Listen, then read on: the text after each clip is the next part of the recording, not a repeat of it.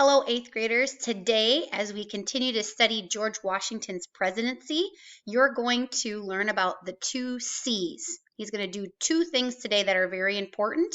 That is to set up his cabinet. That's why I'm standing in front of a cabinet. And he's also going to set up the court system. This is as close as I have to a gavel. So the 2 C's today, he's going to set up his cabinet and the federal court system.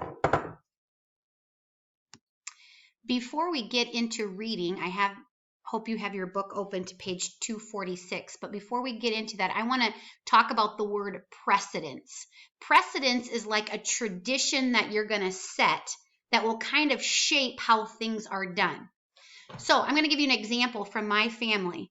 When my oldest daughter wanted a phone and social media, my husband and I had to kind of decide, how are we going to handle this with our kids?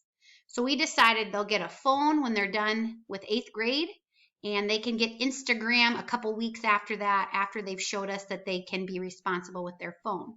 So that's kind of the tradition that we set, how we've shaped our family with technology. And so my second daughter expected that same thing, and that's what my third daughter is going to get as well. So that was the precedence that we set as a family.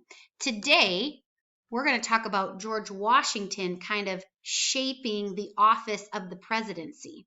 Even though there had been presidents before under the Articles of Confederation, they did not have near the power that this singular executive got. So he's shaping this. He knows people are watching him, and he feels that pressure.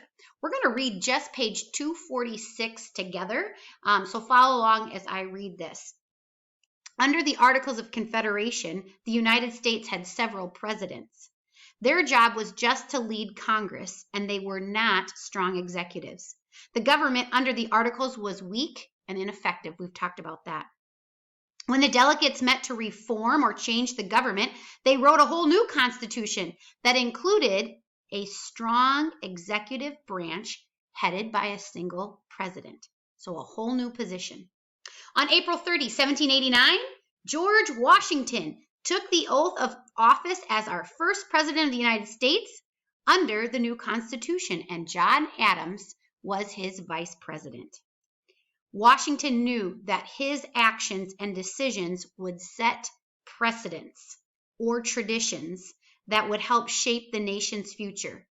No slip will pass unnoticed, he said. So in other words, every time I mess up, people are going to notice because everybody's watching me and how I'm going to pull this new position off.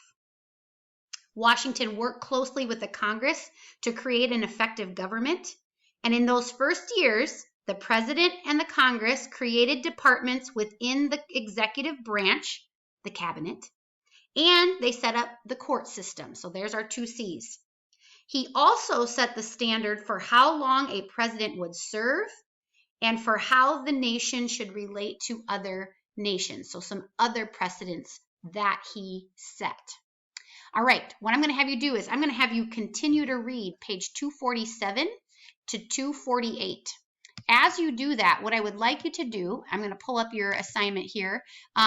You're going to play a little Jeopardy. And now normally when I play this with my students, we're playing it as a big group.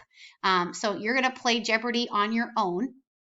So you might even want to introduce yourself and go, I'm Alex Trebek, and this is Jeopardy! You could play the theme song if you want.